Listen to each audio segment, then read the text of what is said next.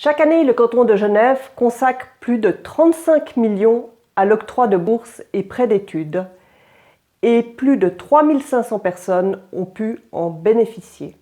Je me présente, Isabelle Terrier, magistrate à la Cour des comptes. Pendant plus d'une année, avec notre équipe d'évaluateurs, nous avons analysé tout le dispositif d'octroi de bourses et prêts d'études.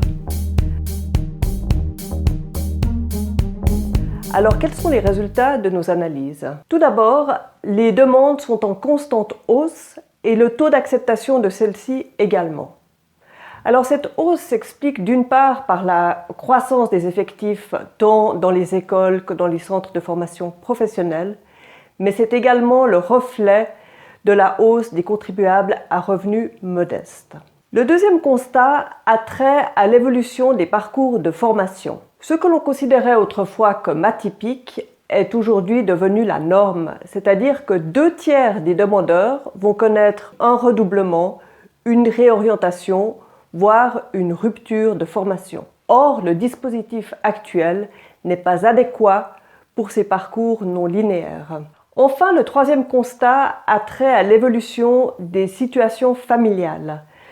Le dispositif de la loi repose sur un modèle de situation familiale que l'on peut qualifier de traditionnel, c'est-à-dire où le demandeur vit avec ses deux parents.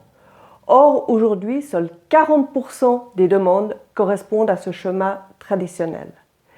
Et le dispositif peut s'avérer particulièrement complexe pour les gens qui connaissent des situations familiales qui sortent de l'ordinaire.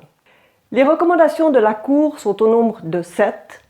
Elles visent principalement à une simplification du processus de demande et à une adaptation du processus à l'évolution des besoins.